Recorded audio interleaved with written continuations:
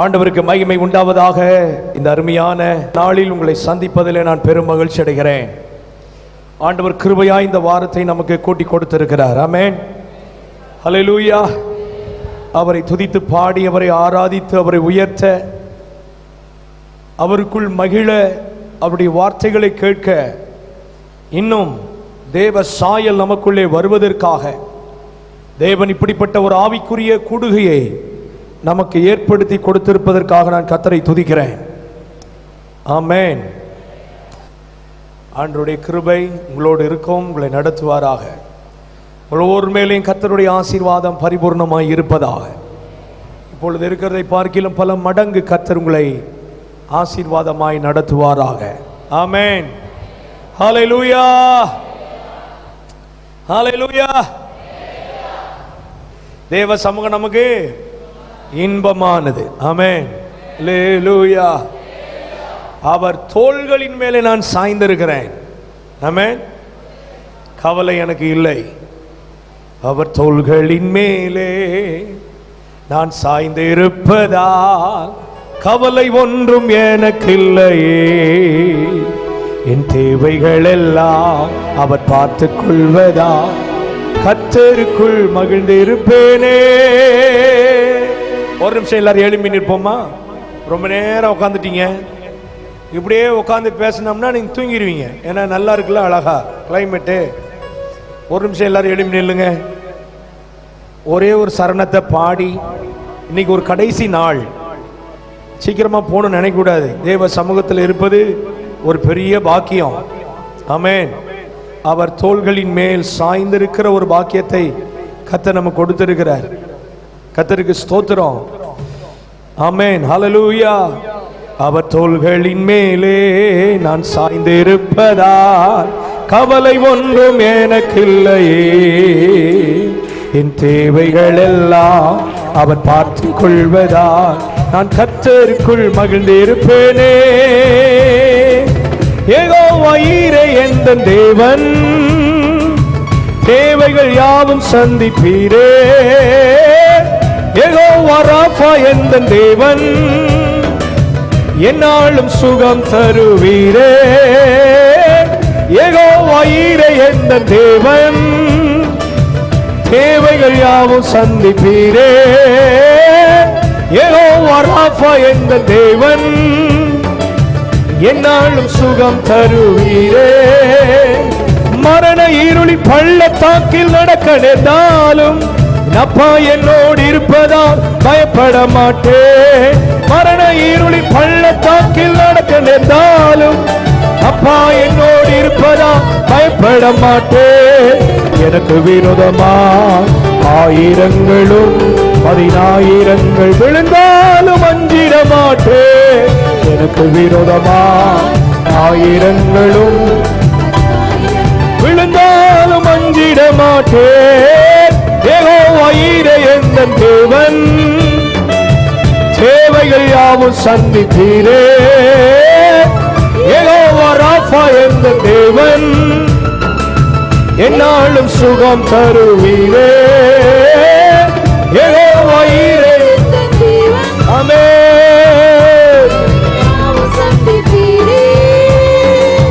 யெகோவா ராஃபா எந்தன் தேவன்,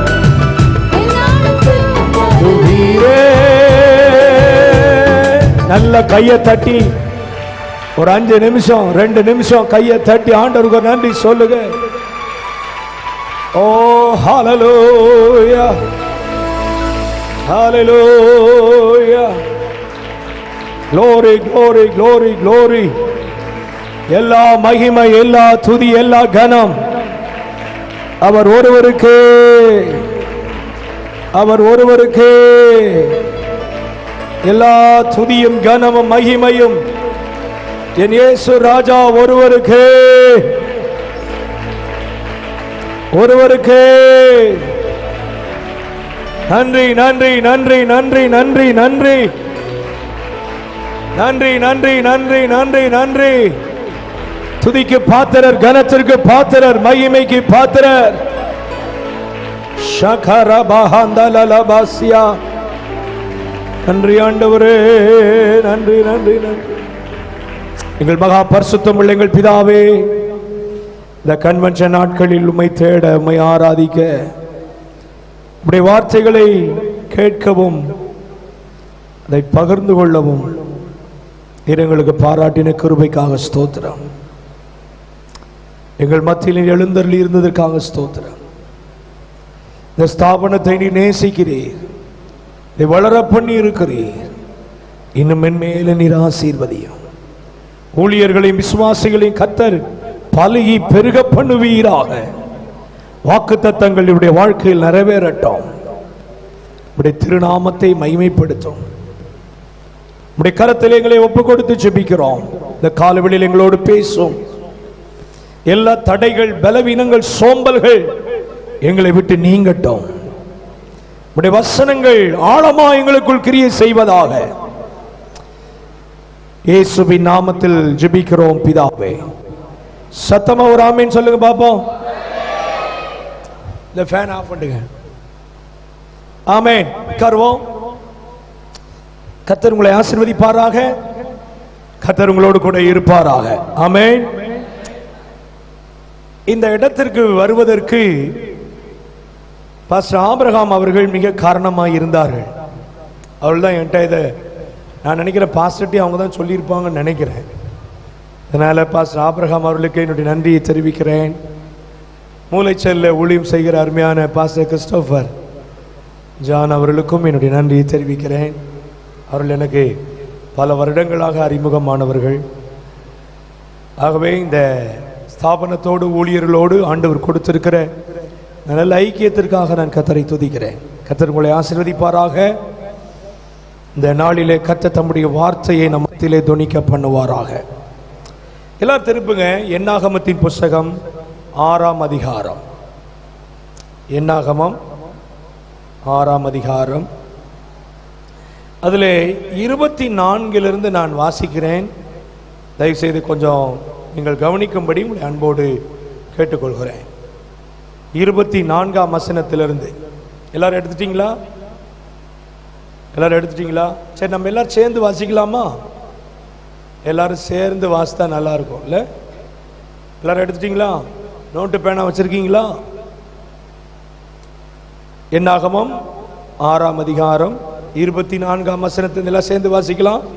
கர்த்தர் உன்னை ஆசீர்வதித்து உன்னை காக்க கடவர். கர்த்தர் தம்முடைய முகத்தை உன்மேல் பிரகாசிக்க பண்ணி உன்மேல் கிருபையாயிருக்க கடவர். கர்த்தர் தம்முடைய முகத்தை உன்மேல் பிரசன்னமாக்கி உனக்கு சமாதானம் கட்டளையிட கடவர் என்பதே. இவ்விதமாய் அவர்களின் நாமத்தை இஸ்ரவேல் புத்திரர் மேல் கூற கடவர்கள். அப்பொழுது நான் அவர்களை ஆசீர்வதிப்பேன் என்று சொல் என்றார். ஆண்டவர் தேவன் மோசேயை குறித்து மோசேயினிடத்திலே சொன்ன ஒரு காரியம், மோசே, நீ தேவ ஜனங்களுக்கு ஆசாரியனாய் தெரிந்து கொண்ட ஆரோன் மூலம் தம்முடைய ஜனங்களுக்கு சொல்ல வேண்டிய அதிமுக்கியமான காரியத்தை ஆண்டவர் மோசே கிட்ட சொல்றார். ஆரோன்ட்ட இஸ்ரவேல் ஜனங்களை ஆண்டவர் ஆசீர்வதிக்கிறார். இஸ்ரவேல் ஜனங்களுக்கு பல ஆசீர்வாதங்கள் இருந்தது. வானத்திலிருந்து மன்னா,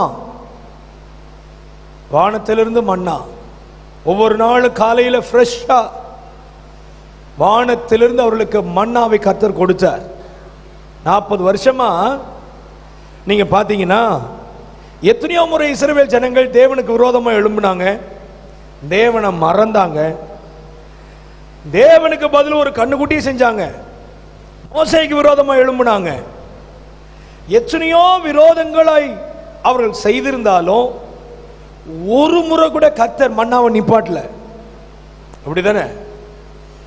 என்னதான் விரோதமா இஸ்ரவேல் ஜனங்கள் தேவனுக்கு விரோதமாய் மோசேக்கு விரோதமாய் எழும்பினாலும் ஒவ்வொரு நாளும் ஃப்ரெஷ்ஷா தம்முடைய பிள்ளைகளுக்கு ஆண்டவர் வானத்திலிருந்து மன்னாவை கொடுத்தார்.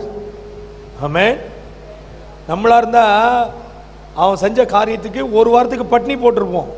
உனக்கு மண்ணாவாது போய் மண்ணை சாப்பிடுங்கடா போங்கடான் இருப்போம் இல்ல? அவ்வளவு எதிர்த்தார்கள். அவ்வளவு விரோதமாய் செயல்பட்டார்கள். ஆனா ஆண்டவர் அவர்கள் மேல் வைத்த அன்பினால என்னைக்காவது ஒரு நாளாவது நமக்கு இட்லி மழை பெஞ்சிருக்கா சொல்லுங்க? இவங்களுக்கு தேனிட்ட பணியாரம் போல வானத்திலிருந்து அழகா மண்ணா பெய்யும். முதல்ல பனி பெய்யும், அந்த பனி மேல அந்த மண்ணா அது மண்ணில் கலந்துடக்கூடாதுன்னு சொல்லி அழகா ஆண்டவர் பண்ணார். என்னைக்காவது ஒரு நாளாவது, ஒரு கிறிஸ்மஸ் நாளைக்காவது ஒரு கேக்கு மழை பெஞ்சா எப்படி இருக்கும்? நம்மளாம் சர்ச்சுக்குள்ள உட்காந்துருக்க மாட்டோம், ரோட்ல தான் நிற்போம். அதனால தான் மழை அது பெய்யறது இல்லை. நல்லா கவனிங்க. ஆனா இஸ்ரவேல் ஜனங்களுக்கு டெய்லி என்னவா? மன்னா பொழிந்தது. ஆமென். அவர்களுக்கு பகலிலே மேக சம்பவம், இரவில் அக்கினி சம்பவம். எத்தனை ஆசீர்வாதம் சொல்லிக்கிட்டே போலாம். எனக்கு தொண்டை வலிக்குது. ஆறு பிரசங்கமா பண்ணி தொண்டை புண்ணாயிட்டு, அதனால தான் சத்தம் போட்டு பாடுறேன். இன்னைக்கு கடைசி பிரசங்கன்றதுனால எப்படியாவது பேசி முடிச்சிருவோம் அப்படின்னு வந்து நிற்கிறேன். தொண்டெல்லாம் அவ்வளோ வலி. அதனால கொஞ்சம் பொறுமையா பேசுறேன், வேகமா பேசாம. கவனிங்க. இவ்வளவு ஆசீர்வாதங்களை ஆண்டவர் இஸ்ரவேல் ஜனங்களுக்கு கொடுத்தோம். இதற்கு மேல ஒரு ஆசீர்வாதம் இருக்குன்னு ஆண்டவர் எதிர்பார்த்துதான் மோசே கிட்ட சொல்றார். நீ ஆரோன்ட்ட போய் சொல்லு, ஆரோன் இஸ்ரவேல் ஜனங்களுக்கு ஒரு ஆசாரியன், பிரதான ஆசாரியன், தேவனால் தெரிந்து கொள்ளப்பட்ட ஒரு தேவ மனிதன். நீ போய் ஆரோனை குறித்து சொல்லு. இஸ்ரவேல் ஜனங்களை பார்த்து இவ்விதமாய் அவர்களை பார்த்து கூறணும். அப்படி சொன்னா நான் அவர்களை ஆசீர்வதிப்பேன். ஆமென், ஆமென், ஆமென். வரமாட்டீதே. எத்தனை ஆசீர்வாதம் நமக்கு இருந்தாலும் தேவன் நமக்கு கொடுத்திருக்கிற ஊழியர் மூலம் நமக்கு கொடுக்கிற ஆசீர்வாதம் மேலானது. எத்தனை பேர் நம்புறீங்க? எத்தனை பேர் விசுவாசிக்கிறீங்க? எத்தனை ஆசீர்வாதம் நமக்கு இருந்தாலும் தேவன் நமக்கு கொடுத்திருக்கிற ஊழியர் மூலம் நமக்கு கொடுக்கிற ஆசீர்வாதம் சொல்லுங்க மேன்மையானது. அதனால்தான் ஆண்டவர் இத மோசேயை விட்டு சொல்லி இருக்கலாம்ல. ஆரோன சொல்லுன்றார். ஏன்னா அவன் தான் உங்களுக்கு ஆசாரியன். நீ விதமாய் கூற கடவாய். என்ன சொல்றாரு? கர்த்தர் உன்னை ஆசீர்வதித்து உன்னை காக்க கடவர். கர்த்தர் தம்முடைய முகத்தை உன்மேல் பிரகாசிக்க பண்ணி உன்மேல் கிருபையாய் இருக்க கடவர். கர்த்தர் தம்முடைய முகத்தை உன்மேல் பிரசன்னமாக்கி உனக்கு சமாதானம் கட்டளையிட கடவர். இந்த ஞாயிற்றுக்கிழமை ஆராதனையிலே கூடி வந்திருக்கிற உங்களை பார்த்து கர்த்தர் சொல்லுகிற காரியம் இதுதான். தேவன் தம்முடைய ஊழியர்கள் மூலம் உங்களை ஆசீர்வதிக்கிறார். என்ன சொல்றாரு? அந்த வசனங்களிலே ஒரு வார்த்தை 2 முறை வரும். அது என்ன வார்த்தைனா கர்த்தருடைய முகம். கர்த்தருடைய முகம். நமக்கு இருக்கிற பெரிய ஆசீர்வாதம் என்ன சொல்லுங்க? தேவ பிள்ளைகளாகிய நாம் பெற்றிருக்கிற ஒரு பெரிய ஆசீர்வாதம் என்ன? நமக்கு இருக்கிற பணங்களா? நமக்கு இருக்கிற செல்வங்களா? நமக்கு இருக்கிற பேர் புகழ்ச்சியா? அதுவல்ல. நமக்கு இருக்கிற பெரிய ஆசீர்வாதம் என்ன தெரியுமா? அண்ட சராசரங்களை படைத்த சர்வ வல்லமை உள்ள தேவனுடைய முகத்தை தரிசிக்கிறோமே, அதுதான் பெரிய ஆசீர்வாதம். இன்னும் ஒரு அல்லேலூயா வர மாட்டேது. எப்பா நீங்களாவது ஒரு அல்லேலூயா சொல்லலாம்ல?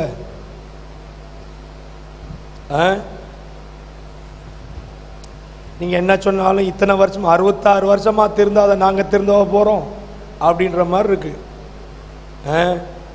ஒரு அல்லேலூயா சொல்லுங்க. ஆண்டவருடைய முகத்தை தரிசிக்கிறது தான் நமக்கு கிடைக்கிற ஒரு பெரிய பாக்கியம். ஆமென். ஆண்டவருடைய முகம், ஆண்டவருடைய முகம். கர்த்தர் தம்முடைய முகத்தை நம்மே பிரகாசிக்க விரும்புகிறார். கர்த்தர் தம்முடைய முகத்தை நம்மே பிரசன்னமாக்க விரும்புகிறார். இந்த ஆசீர்வாதம் எனக்கு வேணும். எனக்கு இருக்கிற பணத்தை விட, பொருளை விட, மற்ற எல்லா ஆசீர்வாதங்களை விட தேவனுடைய முகத்தை தரிசிக்கிறோமே, அதுதான் பெரிய ஆசீர்வாதம். பெரிய ஆசீர்வாதம். இந்த காலவெளியிலே, இந்த கன்வென்ஷனுடைய கடைசி நாளில் தேவன் விரும்புகிற காரியம், தேவன் நம்மில் எதிர்பார்க்கிற காரியம், நாம் ஒவ்வொருவரும் கர்த்தரை தரிசிக்கிறவர்களாய் மாறணும். கர்த்தருடைய முகத்தை பார்க்கிறவர்களாய் மாறணும். ஆண்டவருடைய முகம் தெரியுதா? ஒரு கேள்வி கேட்கிறேன், ஆண்டவருடைய முகத்தை பார்க்கிறோமா? ஆண்டவருடைய முகத்தை பார்த்து தரிசிச்சு எவ்வளவு நாள் ஆகுது?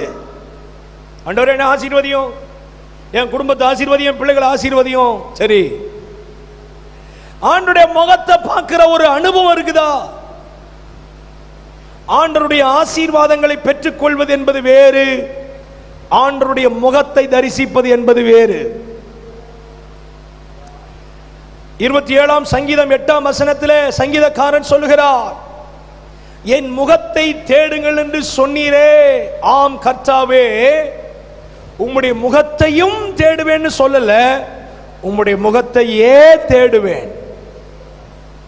ஆமென், அல்லேலூயா.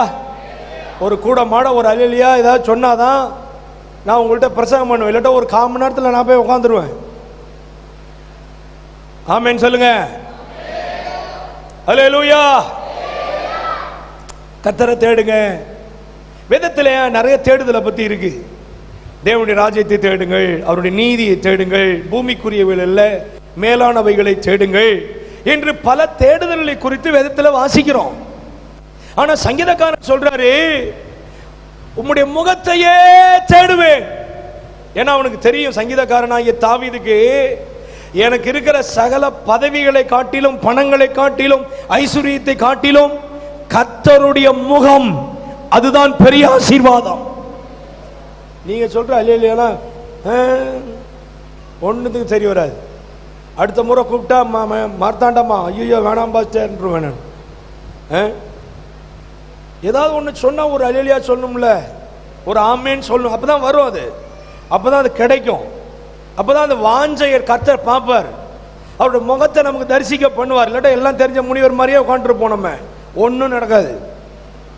நல்லா கவனிங்க, சில சர்ச்செல்லாம் போய் பேசினா அவ்வளோ உற்சாகமாக இருக்கும், அவங்க அவ்வளோ அப்படி அப்படி அப்படி ரிசீவ் பண்ணுவாங்க. அதை அவங்களுக்குள்ள இருந்து அப்படி வரும். நீங்கள் சொல்கிறத பார்த்தா நாங்கள் ரிசீவ்லாம் பண்ணுறோம் பாஸ்டர், ஆனால் எங்கள் பழக்கம் அமைதியாக இருக்கிறது தான் பாஸ்டர்ன்ற மாதிரியே இருக்குது. அப்படி இருக்கக்கூடாது. தேவ சமூகத்தில் வீட்டில் போங்க, நான் மாதிரி பேச்சு. நல்லா கவனிங்களா, ஒரு அல்லேலூயா சொல்றது, ஒரு ஆமேன் சொல்றது தான் அது நம்ம வசனத்தை ஏற்றுக்கொள்றதுக்கு சமம். ஆமென், ஆமென். இங்க பாருங்களேன், சங்கீதக்காரன் சொல்றோம், முகத்தை தேடுவேன், ஆண்டவருடைய முகத்தை தேடுவேன். கர்த்தரை தேடுவது வேறு, அவர் முகத்தை தேடுவது வேறு, அவருடைய ஆசீர்வாதங்களை பெற்றுக் கொள்வது என்பது வேறு. யாக்கோபு அண்ணன் இருந்து ஆசீர்வாதம் வாங்கிட்டான், கூட கொடுத்து. அப்பா கிட்ட இருந்து ஆசீர்வாதம் வாங்கிட்டான் ஏமாத்தி. ஆனா அப்பா முகத்தை, அண்ணா முகத்தை தரிசிக்க முடியல. ஆசீர்வாதத்தை பெற்றுக் கொள்வது என்பது வேறு, அவர் முகத்தை தரிசிப்பது என்பது வேறு. நான் சொல்றது புரியுதா? ஆதாமு ஏவாளும் ஏதேன் தோட்டத்தில் தான் இருந்தாங்க. தேவன் கொடுத்த சகல ஆசீர்வாதங்களையும் அவர்கள் அனுபவித்தார்கள். ஏதேன் தோட்டத்தில் அவர்களுக்கு இருந்த ஆசீர்வாதம் கொஞ்சம் நஞ்சம் கிடையாது, சகல ஆசீர்வாதம் இருந்தது. ஆனால் ஆசீர்வாதங்களை அனுபவிப்பது வேறு, ஆண்டவருடைய முகத்தை தரிசிப்பது என்பது வேறு. அவர் முகத்தை பார்க்க முடியல. நான் ஆசீர்வதிக்கப்பட்டிருக்கிறேன் பாஸ்டர், சரிதான், ஆனா அவர் முகத்தை பார்க்க முடியுதா? ஆண்டவருடைய முகத்தை தரிசிக்க முடியுதா? கர்த்தரால் ஆசீர்வாதம் பெற்ற ஒவ்வொருவரும் அவருடைய முகத்தை தரிசிக்கிறவர்கள் என்று சொல்லிவிட முடியாது. தேவனுடைய முகம் தெரியுதா? அவருடைய முகத்தை தரிசிக்க முடிகிறதா? அண்ணனை ஏமாத்தி, அப்பாவை ஏமாத்தி ஆசீர்வாதங்களை வாங்கிட்டான் யாக்கோபு. இப்ப என்ன பண்ணிட்டான்? மாமா வீட்டுக்கு ஓடி போட்டான். ஏன்? அண்ணன் முகத்துல முழிக்க முடியல. இப்ப மாமா வீட்டுல இருந்து வேலை செய்யறான். எத்தனை வருஷம்? 21 வருஷம். மாமா கிட்ட இருந்து ஆசீர்வாதம் வாங்கிட்டான். மாமாவுடைய பிள்ளைகளை கல்யாணம் பண்ணிட்டான். லாபான் வச்சிருக்கிற ஆடு மாடுகளை இவன் ஏமாத்தி சம்பாரிச்சு மாமா கிட்ட இருந்து கொள்ளடிச்சிட்டான். இப்ப எப்படி? பரிவாரங்களோட இருக்கிற ஆளு. இப்ப மாமா முகம் வேறுபட்டுருச்சு, அப்படித்தானே? ஆதியாகமத்துல வாசிக்கிறோம், மாமா முகம் வேறுபட்டுருச்சு. உடனே தான் மனைவி கிட்ட சொல்றான், நேத்திய முந்தின நாள் முகத்தை போல இல்ல உங்க அப்பா முகம், அதனால நம்ம வா போயிருவோன்ட்டு இப்ப மாமாவுக்கு தெரியாம ஓடி வரான். வீட்டில் அண்ணனுக்கும் அப்பாவுக்கும் தெரியாம முகத்தை முழிக்க முடியாம ஓடி வந்தவன் இப்ப மாமா முகத்தை முழிக்க முடியாம என்ன செஞ்சிட்டான், ஓடி வந்துட்டான். இப்ப அவனுக்கு ஒரு நியூஸ் வருது, என்னன்னா உன் அண்ணன் ஏத்தாப்புல 400 பேரோட வரான். இப்ப அவனுக்கு பயம், ஏன்னா ஏற்கனவே அண்ணன் முகத்தில் முழிக்க முடியாம தான் வந்தேன், அண்ணனை ஏமாத்தி ஆசீர்வாதம் வாங்கிட்டேன். இப்ப அண்ணன் 400 பேரோட வரான், அவன் முகத்தில் நம்ம முழிக்க முடியாது அப்படின்னு சொல்லி இங்க மாமா முகத்தில் முழிக்க முடியாம ஓடி வந்தவன் இப்ப அண்ணன் வரான உடனே அவனுக்கு இன்னும் பயம். இப்ப என்ன ஆச்சுன்னா, இப்ப என்ன பண்றதுன்னு தெரியல. உடனே அண்ணனை ஏமாத்துறதுக்கு அவன் வந்து gift கொடுக்குறான். என்ன gift? நீங்கள் ஆதியாகமம் 32ஆம் அதிகாரம் 13-14 வசனத்துல நீங்க வாசி பார்த்தீங்கன்னா, அன்று ராத்திரி அவன் அங்கே தங்கி தன் கைக்கு உதவினவைகளில் தன் சகோதரன ஏசாவுக்கு வெகுமானமாக gift 200 வெள்ளாடு, 20 வெள்ளாட்டுக்கடா, 200 செம்மறி ஆடு, 20 ஆட்டுக்கடா, பால் கொடுக்கிற 30 ஒட்டகம், அவைகள் குட்டிகள், 40 கடாரிகள், 10 காளைகள், 20 கோழிகை கழுதைகள், 10 கழுதை குட்டிகள். இங்க பாருங்க, இதெல்லாம் எதுக்கு? இதெல்லாம் எதுக்கு? லஞ்சம். எதுக்கு லஞ்சம்? அண்ணன் முகத்தை பார்க்கறதுக்கு. அப்படிதானே இருக்கு. 20ஆம் வசனத்தை வாசி பாருங்க.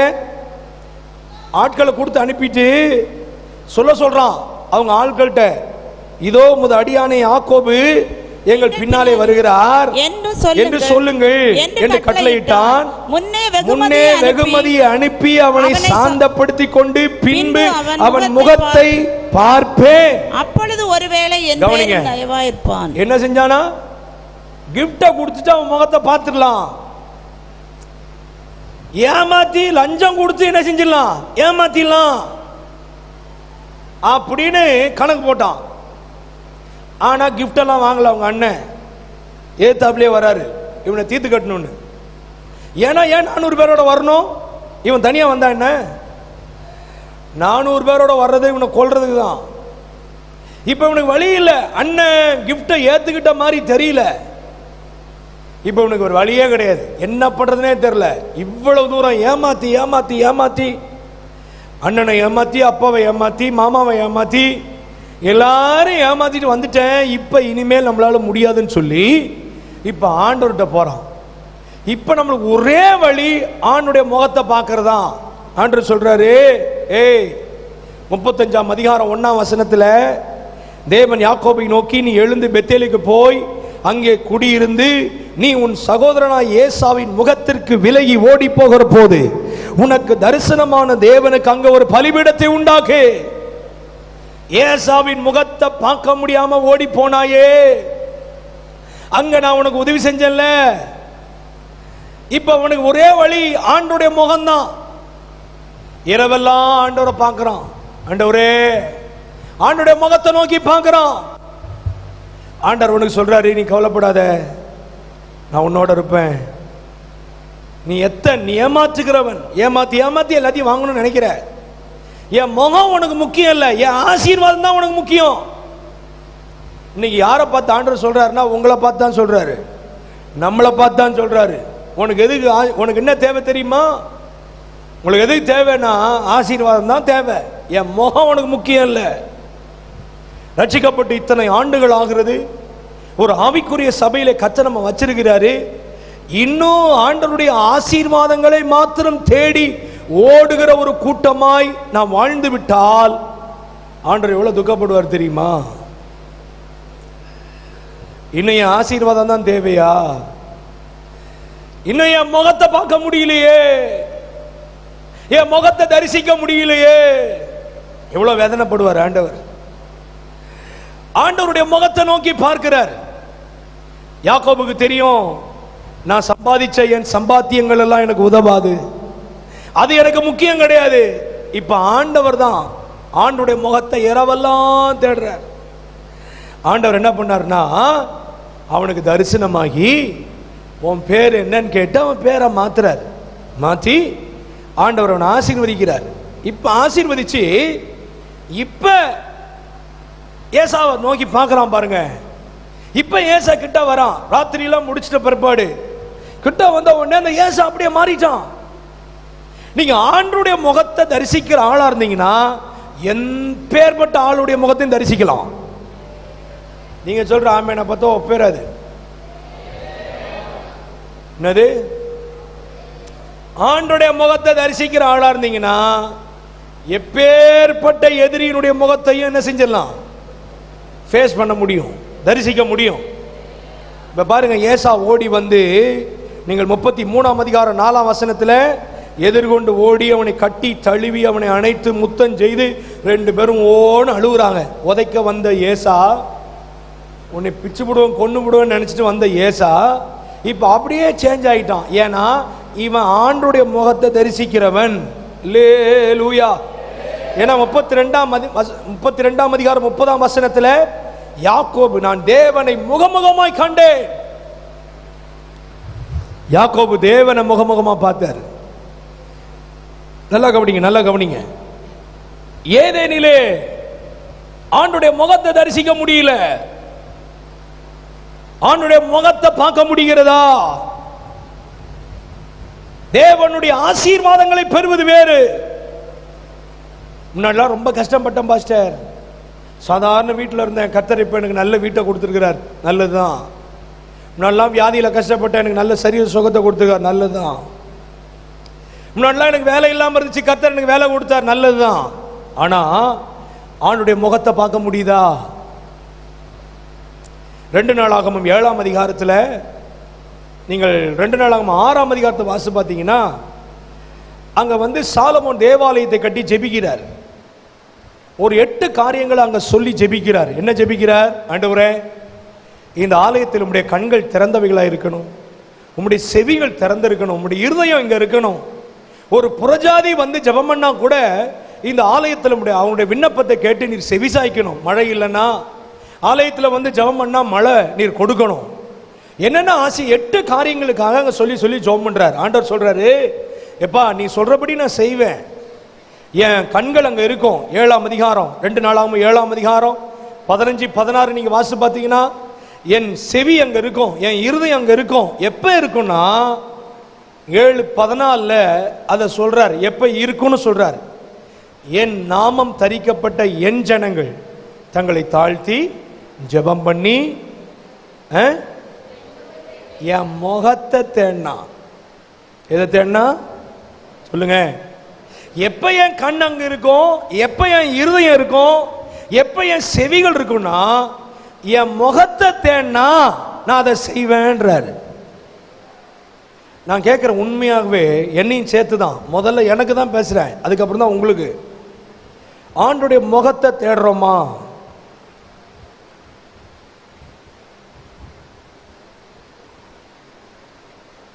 ஆண்டுடைய முகத்தை பார்க்க முடிகிறதா?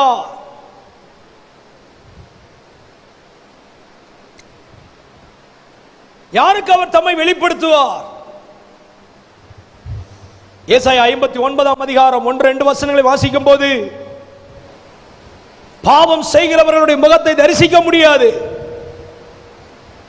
அக்கிரமங்களும் பாவங்களும் அவருடைய முகத்தை நாம் பார்க்க முடியாதபடி நமக்கு ஒரு தடையாய் இருக்கிறது. அவர் முகத்தை பார்க்க முடியுதா? அல்லது நான் இப்படி ஒரு கேள்வி கேட்கிறேன், ஆணுடைய முகத்தை பார்த்து எவ்வளவு நாள் ஆகுது?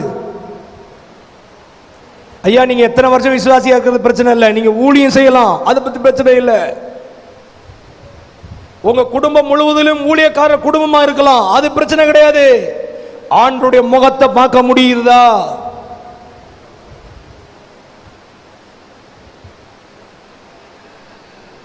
கர்த்தர் தம்முடைய முகத்தை நம்மேல் பிரகாசிப்பிக்க விரும்புகிறார். கர்த்தர் தம்முடைய முகத்தை நம்மேல் பிரசன்னமாக்க விரும்புகிறார். அல்லேலூயா. அதை கிஃப்ட் கொடுத்துலாம் ஏமாத்திர முடியாது அவரை. நான் தான் காணிக்க தரேனே, நான் தான் அதை பண்றேனே, நான் தான் ஊழியம் செய்யறேனே. எப்படி யாக்கோபு கிஃப்ட் கொடுத்து ஏசாவை ஏமாத்த நினைச்சானோ அந்த மாதிரி ஏதாவது ஒரு பலி செலுத்தி, பழைய ஏற்பாட்டு காலத்தில் ஏதாவது ஒன்று செஞ்சுட்டா உடனே செஞ்சிருவாங்க. பலி செலுத்துவாங்க. பிற்காலங்களில் அந்த பலி சடங்காச்சாரமா போயிட்டு, அதனால்தான் அந்த பலியை கூட கர்த்தர் பிற்காலங்களில் ஏற்றுக்கொள்வதில்லை. அதனால்தான் 51ஆம் சங்கீதத்திலே தாவீது சொல்றாரு, நீர் பலியை விரும்புகிறதில்லை, விரும்பினால் செலுத்துவேன், நீர் கேட்கிற பலி நொறுங்குண்ட இருதயம் தான்றாரு. என்ன சொல்றாரு? விரும்பினால் நான் செலுத்திடுவேன், நான் ராஜா, எத்தனை பலி வேணாலும் செலுத்துவேன், ஆனா நீர் விரும்புகிற பலி நொறுங்குண்ட இருதயம்.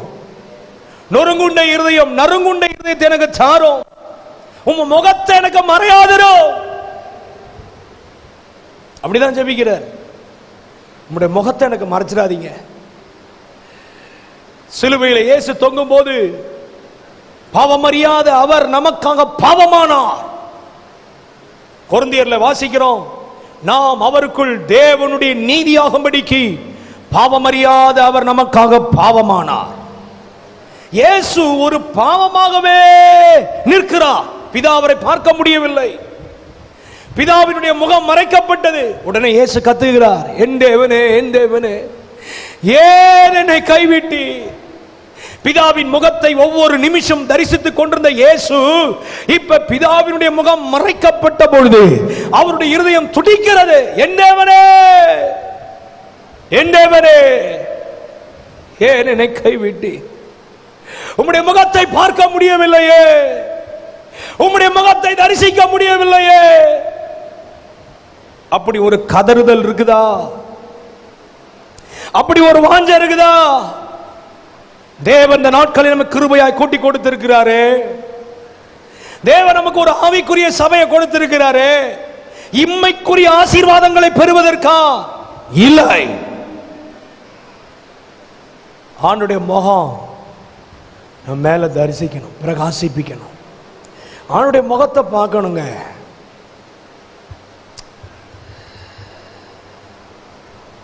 அவருடைய முகம் நம்ம மேல பிரகாசித்ததுன்னா அவர் நமக்கு கிருபை கொடுப்பார்.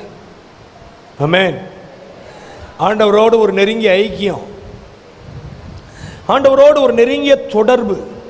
நான் நிறைய காரியம் உங்கள்கிட்ட பேசணும்னு நினச்சிட்டு வந்தேன், ஆனால் நேரம் இல்லை. 12 மணி ஆயிடுச்சு. ஒரு அரை மணி நேரத்தில் முடிச்சிருவேன். நிறைய காரியம் மனதில் ஓடிக்கிட்டே இருக்கு. நிறைய பேசினா 2 மணி வரலும் பேசுவேன். பேசுங்க பாஸ்டர், நான் இருக்கிறேன்னு சொன்னால் நானும் பேசுறது கஷ்டம், என்னால் முடியல. ஏன்னா எனக்கு ஒரு ஸ்டென்ட் வச்சிருக்கு. எனக்கு பிறந்ததுலேருந்தே மரண போராட்டம். எத்தனையோ ஆண்டவர் கிருபையா என்னை காத்து வந்தார். பிறக்கிறப்பவே செத்து போயிட்டான்னு தூக்கி போட்டாங்க. ஆண்டவர் எனக்கு ஜீவனை கொடுத்தார். அதுக்கப்புறம் 2 முறை ஜாண்டிஸ், மஞ்சக்காமாலை, மரண தருவாய்க்கு போயிட்டார். 2 முறை எனக்கு கொடூரமான ஜுரம், டைஃபாய்டு ஃபீவர், மரண தருவாய்க்கு போயிட்டு ஆண்டவர் ஜீவனை கொடுத்தார்.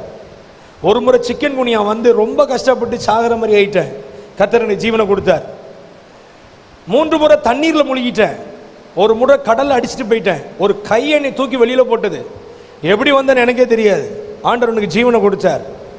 5 முறை மேஜர் ஆக்சிடென்ட்லேருந்து ஆண்டவர் என்னை காப்பாற்றினார். 2020 எனக்கு கோவிட் பாசிட்டிவ்.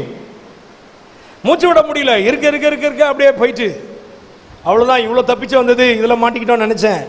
ஆண்டவர் ஜீவனை கொடுத்தார். 2021 எனக்கு ஹார்ட் அட்டாக் வந்தது. போனால் 3 பிளாக்ன்ட்டாங்க. ஆண்டவர் எப்படி தான் ஜீவனை கொடுத்தாருன்னு தெரியாது. அது ஒரு எல்லாமே ஒன்று சொல்ல போனால் பெரிய பெரிய சாட்சி, எல்லாத்தையும் சொல்கிறது நேரம் கிடையாது. ஆண்டவர் எனக்கு ஜீவனை கொடுத்தார். எத்தனையோ மரண போராட்டம் என்னை ஆண்டவர் நிற்க பண்ணி இருக்கிறார். டாக்டருங்க சொன்னாங்க, நீ சத்தம் போட்டு பேசக்கூடாது, நிறைய கூட்டங்களில் தொடர்ந்து பேசக்கூடாது. நான் நினைக்கிறேன் 2021 ஜூலை மாதம் 19ஆம் தேதி எனக்கு ஒரு ஸ்டென்ட் வச்சாங்க. இந்த கூட்டம் எனக்கு 300 கூட்டங்களுக்கு மேலே, 300வது கூட்டங்களுக்கு மேலே நான் பேசுகிறேன். எல்லாம் ஏன் பலத்தினாலையா? இல்லை, ஸ்டென்ட் வச்ச மாதிரி நான் பேச மாட்டேன்.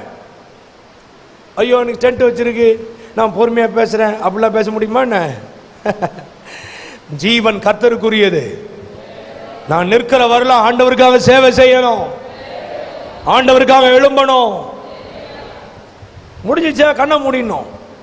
என் பிள்ளைங்கள்ட்ட சொல்லி வச்சிருக்கேன். என் மூத்த மக காலேஜ் படிக்கிறா, இன்ஜினியரிங்கு. 2வது பையன் 10வது படிக்கிறான். 3வது பிள்ளை 6வது படிக்கிறா. 3 பிள்ளைகளை கற்றுக் கொடுத்துருக்கிறார். 3 பிள்ளைகளை கூப்பிட்டு அழகாக சொல்லி வச்சிருக்கிறேன். அப்பா வாழ்க்கை இடையில நீங்கள் வந்தீங்க, உங்கள் வாழ்க்கை இடையில அப்பா போயிடுவேன். உங்களுக்கு ஏசாப்பா தான் கடைசி வரை நடத்துவார்னு சொல்லி வச்சிருக்கேன். நீங்க சொல்லி வச்சிருக்கீங்களா அந்த மாதிரி? 100 வயசு ஆனாலும் எப்படியாவது என்னை அப்போலோல வச்சு என்னை காப்பாத்திருப்பான்னு தான் சொல்லுவோம். நம்ம இருக்கிறவர்களும் ஆண்டவருக்காக வேலை செய்யணும். முடிஞ்சிச்சா கண்ணை மூடிட்டு ஆண்டவர்கிட்ட போயிடணும். ஆமென். அண்ணா ஆமென் வர மாட்டேது. வாழ்ந்தாலும் உம்மோடுதான், மரித்தாலும் உம்மோடுதான், நான் வாழ்ந்தாலும் இயேசுவுக்காய், மரித்தாலும் இயேசுவுக்காய், உமக்காகத்தானே உயிர் வாழ்கிறேன், உம்மை தானே நேசிக்கிறேன், உமக்காகத்தானே உம்மை தானே நேசிக்கிறேன், வாழ்ந்தாலும் உம்மோடுதான், மரித்தாலும் உம்மோடுதான், வாழ்ந்தாலும் உம்மோடுதான், மரித்தாலும் உம்மோடுதான். போதும், பாடக்கூட முடியல, அதனால தான் கம்மன் நிப்பாட்டேன். நல்லா கவனிங்க. ஆண்டவருடைய முகத்தை தரிசிக்கிறோமா? 4ஆம் சங்கீதம் 6ஆம் வசனத்துல, கர்த்தாவே உம்முடைய முகத்தின் ஒளியை எங்கள் மேல் பிரகாசிப்பிக்க பண்ணும். சங்கீதக்காரனுடைய ஆவல் அதுதான். உம்முடைய முகத்தை எங்கள் மேல் பிரகாசிக்க பண்ணும். இந்த கால வேளையில நமக்கு இருக்கிற ஒரு பெரிய ஆசீர்வாதம் என்ன? இந்த கன்வென்ஷனுடைய முடிவில், இந்த கன்வென்ஷன் வெற்றியா முடிஞ்சது அப்படின்னு எதுல திருப்தி தெரியுமா? இவ்வளவு ரூபாய் செலவு பண்ணி, இவ்வளவு சாப்பாடு போட்டு, இவ்வளவு கூட்டங்களை நடத்தி, இவ்வளவு காரியம் பாஸ்டர் இவ்வளவு தூரம் பிரயாசப்பட்டிருக்காரு. நம்முடைய வாழ்க்கையின் ஆசீர்வாத முடிவு ஆண்டவருடைய முகத்தை தரிசிக்கணும். ஒரு நாள் அவர் முகமுகமா தரிசிக்க போகிறோம். அந்நிய கண்கள் அல்ல, நம் சொந்த கண்களை அவரை காணும். ஆனா அந்த நாள் அல்ல, இந்த நாள்லயே ஆண்டவருடைய முகத்தை தரிசிக்கிறவளா மாறணும். ஆண்டவருடைய முகம் தெரியுதா? ஆண்டவருடைய முகம் தெரியுதா? 2 பேதுரு 3ஆம் அதிகாரம் 14ஆம் வசனம் 11ஆம் வசனம், பரிசுத்தம் இல்லாமல் ஒருவனும் அவரை தரிசிக்க முடியாது. பரிசுத்தம் இல்லாமல் ஒருவனும் அவரை பார்க்க முடியாது, அவரை தரிசிக்க முடியாது. நமக்குள்ள ஒரு சுத்திகரிப்பு தேவை. ஆவி ஆத்மாவில் ஒரு பரிபூர்ண சுத்திகரிப்பு தேவை. ஆண்டவருடைய முகம், ஆண்டவரே இன்னைக்கு உங்க முகத்தை என் மேல பிரகாசிப்பிக்க பண்ணும், உங்களுடைய முகத்தை என் மேல் பிரசன்னமாக்கும். இந்த ஆலயத்தில் என்ன தேவை தெரியுமா? ஆண்டவர் தம்முடைய முகத்தை பிரகாசிக்க பண்ணணும். ஆண்டவர் தம்முடைய முகத்தை பிரசன்னமாக்கணும். அதான் என்னுடைய ஜெபம், அதான் என்னுடைய வாஞ்சை, அதான் என்னுடைய வாஞ்சை. ஆண்டவர் தம்முடைய முகத்தை நம்ம மேல் பிரகாசி, நம்ம குடும்பத்தில், நம்முடைய தனிப்பட்ட வாழ்க்கையில், நம்ம பிள்ளைகள் மேல கர்த்தர் தம்முடைய முகத்தை பிரசன்னமாக்கணும். எத்தனை பேர் அதை வாஞ்சிக்கிறீங்க? எத்தனை பேர் அதை விரும்புறீங்க? அல்லேலூயா. ஆண்டவருடைய முகம் அது நம்ம மேல பிரசன்னமாச்சுனா, ஆண்டவருடைய முகம் நம்ம மேல பிரகாசித்ததுன்னா, நமக்கு கிடைக்கிற ஒரு 3 ஆசீர்வாதங்களை மாத்திரம் நான் வேகமா சொல்லி முடிக்க விரும்புகிறேன். 3 காரியங்கள், சரியா? எல்லாரும் வேதத்தை திருப்புங்க. முதலாவது காரியம் மத்தேயு 17ஆம் அதிகாரம். மத்தேயு 17ஆம் அதிகாரம் முதல் 4 வசனங்களை நான் வாசிக்கிறேன். தயவு செய்து கவனிங்க. முதல் 4 வசனம் யாராவது வாசிங்க பாப்போம். இல்லட்ட பின்பு இயேசு பேதுருவையும் யாக்கோபையும் அவனுடைய சகோதரனாகிய யோவானையும் கூட்டிக் கொண்டு தனித்திருக்கும்படி உயர்ந்த மலையின் மேல் போய் அவர்களுக்கு முன்பாக மறுரூபமானார். அவர் முகம் சூரியனை போல பிரகாசித்தது, அவர் வஸ்திரம் வெளிச்சத்தை போல வெண்மையாயிற்று. அப்பொழுது மோசேயும் எலியாவும் அவரோட பேசுகிறவர்களாக அவர்களுக்கு காணப்பட்டார்கள். அப்பொழுது பேதுரு இயேசுவை நோக்கி, ஆண்டவரே, நாம் இங்கே இருக்கிறது நல்லது. உமக்கு சித்தமானால் இங்கே உமக்கு ஒரு கூடாரமும் மோசேக்கு ஒரு கூடாரமும் எலியாவுக்கு ஒரு கூடாரமுமாக 3 கூடாரங்களை போடுவோம் என்றார். நல்லா கவனிங்க. ஆண்டவர் இயேசு எப்பொழுது தம்முடைய முக்கியமான 3 சீஷர்களை பேதுரு, யோவான், யாக்கோபை ஆண்டவர் தனியாய் கூட்டிக் கொண்டு போய் உயர்ந்த மலைக்கு போய் ஒரு காரியத்தை சொல்லுகிறார். அவருடைய முகம் சூரியனை போல பிரகாசிக்கிறது, அவருடைய வஸ்திரம் மாறுகிறது, அவர்களுக்கு முன்பதாக மறுரூபமாகிறார். இது ஒரு ட்ரெமெண்டஸான அனுபவம். ஒரு உயர்ந்த மலை கூட்டிட்டு போய் தம்முடைய சீஷர்கள்ட்ட இப்படி பண்றார். 3 பேர் அதை பார்க்கறாங்க. இதுவரையிலும் ஆண்டவருடைய முகத்தை பார்த்தவங்க தான். இயேசுநாதருடைய முகத்தை கூடவே இருந்து கவனித்த பேதுரு, யோவான், யாக்கோபு இப்ப அவருடைய முகத்தை பார்த்த உடனே ஒரு வித்தியாசமா இருக்குது. அவருடைய முகம் சூரியனை போல பிரகாசிக்கிறது. அவருடைய முகத்தில் இருக்கிற வெளிச்சம் இந்த பேதுருவின் மேல் படுகிறது, இந்த யோவானின் மேல் படுகிறது, இந்த யாக்கோபின் மேல் படுகிறது. அந்த முகம் பிரசன்னமாகிறது. உடனே பேதுரு சொல்றாரு, இயேசுவே, நாம் இங்கே இருக்கிறது நல்லது. உமக்கு ஒரு கூடாரம். அங்கே மோசே வருகிறார், எலியா வருகிறார். அவங்களுக்கு அதெல்லாம் பெருசா தெரியல, இயேசுவினுடைய முகம் தான் பெருசு. இயேசுவினுடைய முகம் அவங்களுக்கு அதான் பெருசா தெரியுது. எலியாவை பார்த்துட்டாங்க. மோசே நம்மளா இருந்தா என்ன பண்ணிருப்போம் தெரியுமா? இயேசுவை மறந்துடுவோம். ஏன்னா இவ்வளவு நாள் இயேசுநாதர் கூட தானே இருந்தோம் சீஷர்கள்லாம். அதனால இயேசு நாம கூட தான் இருப்பார் சொல்லிட்டு மோசே கிட்டையும் எலியா கிட்டையும் பேச ஆரம்பிச்சிருவோம். நம்ம கரெக்டா? நான் சொல்றேன் ரைட்டா இல்லையா? இயேசுவை மறந்துடுவோம். யார்கிட்ட பேசுவோம்? அங்க மோசேயும் எலியாவும் வந்திருக்கிறாங்க. நம்ம அவங்கள்ட்ட பேசுவோம். ஆமா எலியா, எப்படி நீ 40 நாள் நடந்தீரு? அத்தனை தீர்க்கதரிசி எப்படி வெட்டி போட்டீரு? மோசே இஸ்ரவேல் ஜனங்களை எப்படி நடத்தினீர்? மோசே கிட்ட பேச ஆரம்பிச்சிருவோம். ஆனா இவங்க பாருங்க, இயேசுவின் முகத்தை பார்த்துக்கிட்டே இருக்கிறாங்க. அவருடைய முகம் சூரியனை போல பிரகாசிக்கிறது. இப்ப அந்த வெளிச்சம் மேல படுது. பேதுரு சொல்றாரு, இயேசுவே, நம்ம இங்கே இருக்கிறனால இனி எனக்கு உலகம் வேண்டாம், இனி குடும்பம் வேண்டாம், இனி நம்ம கீழே இறங்கி போக வேண்டாம். உங்களுடைய முகத்தையே பார்த்துக்கிட்டு இருந்தா போதும், உங்களுடைய முகத்தையே பார்த்துக்கிட்டு இருந்தா போதும். இங்கே உமக்கு ஒரு கூடாரம் போட்டு இங்கே உட்கார்ந்துருவோம். ஒரு பரம திருப்தி அவனுக்கு கிடைக்குது. இனி எனக்கு உலகம் வேண்டாம், இனி நமக்கு வேற எதுவும் வேண்டாம், இங்கே இருந்து ஒரு கூடாரம் போட்டு உங்களுடைய முகத்தையே பார்த்துக்கிட்டு இருந்தா போதும். எப்படி ஒரு திருப்தி பார்த்தீங்களா? நம்முடைய வாழ்க்கையில நமக்கு ஒரு திருப்தி எதை கொடுக்கும்னா அவருடைய முகம்தான். என்னத்தை தான் நம்ம சம்பாதிச்சாலும், என்னத்தை தான் பணப்பிரியன் பணத்தினால் திருப்தி அடைவது இல்லை, செல்வப்பிரியன் செல்வத்தினால் திருப்தி அடைவது இல்லை. ஆனா நம்மளை திருப்திப்படுத்துற ஒரே காரியம் என்ன தெரியுமா? அவருடைய முகம். பரலோகத்துக்கு போயிட்டோம், பரலோகத்துக்கு போயிட்டோம். பரலோகத்தில் அது இருக்கா இது இருக்கா இது இருக்கான்னு கேட்பாங்க. பரலோகத்தில் நமக்கு ஒரு வீடு வச்சிருக்காரு, என்னதான்? பரலோகத்தில் நமக்கு ஒரு சிங்காசனம் வச்சிருக்காரு, பரலோகத்தில் நமக்கு ஒரு கிரீடம் வச்சிருக்கிறாரு. இங்க பூமியிலே எப்படி பிளாட் போட்டு வித்தாங்களோ அதே மாதிரி பரலோகத்திலையும் பிளாட் போட்டு நினைப்பாங்க நம்ம ஆட்கள். இல்ல, எனக்கு ஒரு வீடு வச்சிருக்காரு, எனக்கு ஒரு நிலம் வச்சிருக்காரு, எங்களுக்கு அதை வச்சிருக்காரு இது வச்சிருக்காருன்னு. ஆனா பரலோகத்தில் என்னதான் இருந்தாலும் நீங்க ஆண்டுடைய முகத்தை பார்த்துட்டீங்கன்னா போதும், மீதி எதுவுமே பெருசா தெரியாது. ஆமென். அல்லேலூயா, அல்லேலூயா. சத்தமா சொல்லுங்க, அல்லேலூயா. ஆணுடைய முகத்தை பார்த்துட்டாலே போதுங்க. பரலோகத்தில் எனக்கு அது இருக்கா இது இருக்கா வீடு இருக்கா சிங்காசனம் இருக்கா அதெல்லாம் இருக்கும், கண்டிப்பா இருக்கும். அது என்ன இருக்கும் நமக்கும் தெரியாது. ஆனா அவருடைய முகத்தை பார்த்தா போதும். அதனால பேதுரு சொல்றாரு, ஆண்டவரே, நம்ம இங்கேயே இருக்கிறது நல்லது, இனி சாப்பாடு வேணாம், உலகம் வேணாம், வேற எதுவும் வேணாம், உங்களுடைய முகத்தையே பார்த்துக்கிட்டு இருந்தா போதும். ஒரு பரம திருப்தி பேதுருவுக்குள் வருகிறது. அல்லேலூயா.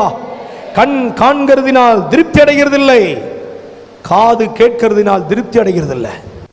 ஆதியாகமத்தில் நீங்க வாசி பார்த்தீங்கன்னா 45ஆம் அதிகாரத்தில் நீங்க பாருங்களேன், யாக்கோபு தன்னுடைய பிள்ளையாய் யோசேப்பை கூப்பிட்டு, உன் சகோதரர்கள் ஆடு மேய்க்க போயிருக்கிறாங்க, அவங்களுடைய சுக செய்தியை விசாரிச்சுட்டு வான்னு அவங்ககிட்ட எப்படி நேற்று ஈசாயை அமிச்சாரோ, தான் தாவீது அமிச்சாரோ, அப்படி இப்படி யாக்கோபு தான் பிள்ளையை அனுப்புறாரு.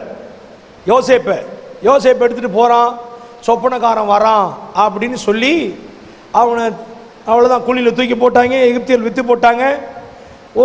அவன் வஸ்திரத்தை உறிஞ்சிக்கிட்டு ஆட்டை அடித்து ரத்தத்தை முக்கி என்ன செஞ்சுட்டாங்க, அப்பா கிட்ட போய் கொண்டு செத்து விட்டான்னு சொல்லிட்டாங்க. போய் செத்து போயிட்டான்னு சொல்லிட்டாங்க. உடனே அவங்க அப்பா புலம்பி அழுவுறார், என் மகனே இப்படி ஆகி போச்சே, உங்க முகத்தை பார்க்க முடியலையே, வியாகுலத்தோட என் தலை மயிரை நீங்கள் வியாகுலத்தோட பாதாளத்தில் இளங்க பண்ணுகிறீர்களே. ரொம்ப வேதனை. பல பேர் வந்து ஆறுதல் சொன்னாங்க. ஆனா அந்த ஆறுதல் அவனுக்கு எடுபடலை. பல நாளா துக்கிட்டு இருந்தான். 22 வருஷம் கழிச்சு யாக்கோபுக்கு ஒரு நியூஸ் வருது. என்ன தெரியுமா? உன்னுடைய மகன் உயிரோடு இருக்கிறான். உனக்கு ஒன்றும் புரியல. என்ன, என் மகன் உயிரோடு இருக்கிறானா? இல்லையே, அவன் தான் அப்பயே செத்து போயிட்டானே. இல்ல உன் மகன் தான் எகிப்தில அதிபதியா இருக்கிறான், உயிரோடு இருக்கிறான். உடனே சொல்றார் யாக்கோபு, அது போதும், நான் முகத்தை பார்ப்பேன் இல்லையா? நீங்க 45ஆம் அதிகாரம் 28ஆம் வசனத்துக்கு வாசி பார்த்தீங்கன்னா, அப்பொழுது இஸ்ரவேல், என் குமாரனா யோசேப்பு இன்னும் உயிரோடு இருக்கிறானே, இது போதும், நான் மரணம் அடையும் முன்னே போய் அவனை பார்ப்பேன். அப்படிதானே? உடனே யோசேப்பு என்ன பண்றாரு, வண்டியெல்லாம் கொடுத்து அனுப்புறாரு. தான் அப்பாவையும் தன்னுடைய சகோதரர்களும் எகிப்தில் வந்து குடியிருக்கிறதுக்கு. ஏன்னா பஞ்சம் இன்னும் இருக்குது, இன்னும் 5 வருடங்கள் பஞ்சம் இருக்குது, அந்த பஞ்ச காலத்தில் உங்களை காக்கணும்னு சொல்லி அனுப்புறாரு. உடனே அந்த வண்டியில ஏறிட்டு யோசேப்பு போறார். போன உடனே 46ஆம் அதிகாரம் 28ஆம் வசனத்திலிருந்து நீங்க வீட்டில் போய் வாசி பாருங்க. 30வது வசனத்தை வாசி பாருங்க. அப்பொழுது இஸ்ரவேல் யோசேப்பை பார்த்து, நான் வாசிக்கிறேன், நீ இன்னும் உயிரோடு இருக்கிறாயே, நான் உன் முகத்தை கண்டேன், எனக்கு இப்போது மரணம் வந்தாலும் வரட்டும். என்ன சொல்றாரு? நீ உயிரோடு இருக்கிறீல, உன் முகத்தை பார்த்துட்டல, அது போதும். இப்ப நான் சாவறதுக்கு ரெடி. இதுக்கு முன்னால சாகும்போது என்ன சொல்றாரு, என்ன வேதனையோட பாதாளத்தில் இறங்க பண்றீங்க, ஒரு நிம்மதியா சாக நினைக்கல, என்ன வேதனையோட இறங்க பண்ணுவீங்களே. இப்ப சொல்றான், தான் சொந்த மகனை பார்த்த உடனேயே இவ்வளவு திருப்தி ஒரு மனுஷனுக்கு வருமானால், இந்த பூமியில நீங்க இயேசுவை தரிசிக்கிற ஆளா இருந்தீங்கன்னா நம்ம திருப்தியா கண்ணை மூடுவோம். யாரு நல்லா அவங்களுடைய மரணம் நல்லா இருக்கும் தெரியுமா? ஒரு கிறிஸ்தவ குடும்பத்தில் பிறந்ததுனாலயா, அல்லது ஒரு சர்ச்சைக்கு போறதுனாலயா? யாருடைய மரணம் வெற்றியா இருக்கும், நல்லா இருக்கும் தெரியுமா? இந்த பூமியில வாழும் பொழுது ஆண்டவருடைய முகத்தை தரிசிக்கிற ஆளா இருந்துட்டோம்னா நம்ம நிம்மதியா சந்தோஷமா நம்ம கண்ணை மூடலாம். இப்ப சொல்றான், இப்ப எனக்கு மரணம் வந்தாலும் வரட்டும், நான் திருப்தியா மரிப்பேன். அப்படிதானே சொல்றாரு யோசேப்பே, உன்னை நான் பார்த்துட்டேன்ல. லூக்கா எழுதின சுவிசேஷம் 2ஆம் அதிகாரம் 25ஆம் வசனத்தை வாசி பார்த்தீங்கன்னா, அங்கே சிமியோன் என்கிற ஒரு தேவ மனிதன் இருக்கிறார், ஒரு வயசான ஆளு. தூதன் வந்து அவர்கிட்ட சொன்னா, நீ கிறிஸ்துவை காணும் முன்னே மரணம் அடைய மாட்டாய். என்னவா? இயேசுவை நீ பார்க்கறதுக்கு முன்னால மரணம் அடைய மாட்டாய். இவருக்கு வயசாயிட்டு, இவர் ஒவ்வொரு முறையும் சர்ச்சைக்கு வருவார், ஆலயத்துக்கு வருவார். எதுக்கு வராரு? எனக்கு ஒரு மரண காலம் வந்துட்டு, ஆனா நான் கிறிஸ்துவை காண்றதுக்கு முன்னாலே எனக்கு மரணம் வராது. ஒரு முறை ஆவியின் ஏவுதல் ஆலயத்துக்கு வந்தார். அப்ப யோசேப்பு மரியாளும் இயேசுவை தேவாலயத்திற்கு கொண்டு வராங்க. கொண்டு வந்த உடனே சிமியோன் அங்க இருக்கிறாரு. இயேசுவை தம்முடைய கைகளில் ஏந்தி கொண்டு, நீங்கள் ஆதியாகமம் 2ஆம் அதிகாரம் 29ஆம் வசனத்தை நீங்க வாசித்து பார்த்தால் அங்க சொல்றாரு, என்ன சொல்றாரு? உம்முடைய இரட்சணியத்தை என் கண்கள் கண்டதே. என்ன சொல்றாரு? வாசிங்க பாப்போம். லூக்கா 2:29, லூக்கா 2:29. ஆண்டவரே, உமது வார்த்தையின்படி உமது அடியனை இப்பொழுது சமாதானத்தோட போக விடுகிறீர். எங்க போக விடுகிறீர்? மரணத்தை தான் சொல்றாரு. இப்ப ஏன் மரணம் எப்படி இருக்கும்? சமாதானமா இருக்கும். ஏன் தெரியுமா? உங்களுடைய முகத்தை பார்த்துட்டேன். அவரை காணும் முன்னே நீ மரணம் அடைய மாட்டாய். இப்ப பார்த்துட்ட உடனே சொல்ற, ரட்சணத்தை என் கண்கள் கண்டது, ஆண்டவரே இப்பொழுது என்ன சமாதானத்தோட போக விடுகிறீர். அல்லேலூயா, அல்லேலூயா. ஆண்டவருடைய முகம்தான் நமக்கு ஒரு பரம திருப்தியை கொடுக்கும். இரண்டாவது, தானியேல் 9ஆம் அதிகாரம், தானியேல் 9ஆம் அதிகாரம் 17ஆம் வசனத்தை வாசித்து பார்த்தா, இந்த 9ஆம் அதிகாரம் நமக்கு நல்லா தெரியும். இஸ்ரவேல் ஜனங்கள் பாபிலோனிலே 70 வருஷங்கள் அடிமையாக இருக்கிறார்கள். எரேமியா தீர்க்கதரிசியின் மூலம் கர்த்தர் சொல்றார், 70 ஆண்டுகளுக்கு பிற்பாடு நான் உங்களை விடுதலை ஆக்குவேன்னு சொல்லி. இந்த அடிமையாய் கொண்டு போகப்பட்டவர்களே தானியேலும் ஒருவன்.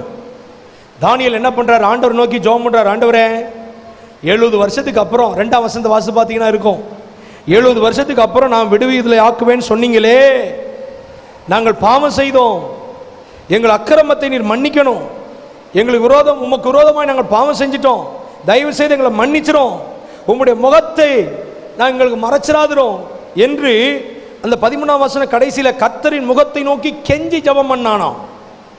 அவனுடைய முகத்தை நோக்கி கெஞ்சி ஜெபிக்கிறாரு. எங்கள் பாவங்கள் நாங்கள் செய்தோம், எங்கள் பாவத்தை மன்னியும், ஆண்டவரே எங்களுக்கு செவி கொடும். 19ஆம் வசனம், ஆண்டவரே கேளும், ஆண்டவரே மன்னியும், ஆண்டவரே கவனியும், என் தேவனே உமது நிமித்தமாக அதை தாமதியாமல் செய்யும், எங்களை விடுதலையாக்கும். இப்படி கெஞ்சி ஜெபம் பண்றார். 23ஆம் வசனத்துல, தானியேலே நீ எனக்கு மிகவும் பிரியமானவன், நீ ஜெபம் பண்ற. அது எப்படி ஜெபம் பண்றாருன்னா, 17ஆம் வசனம் ரொம்ப முக்கியம். தானியேல் என்ன சொல்லி ஜெபம் பண்றாரு? இப்போதும் எங்கள் தேவனே நீர் உமது அடியானுடைய விண்ணப்பத்தையும் அவனுடைய கெஞ்சுதலையும் கேட்டு பாழாய் கிடக்கிற உம்முடைய பரிசுத்த ஸ்தலத்தின் மேல் ஆண்டவரின் நிமித்தம் உமது முகத்தை பிரகாசிக்க பண்ணும்.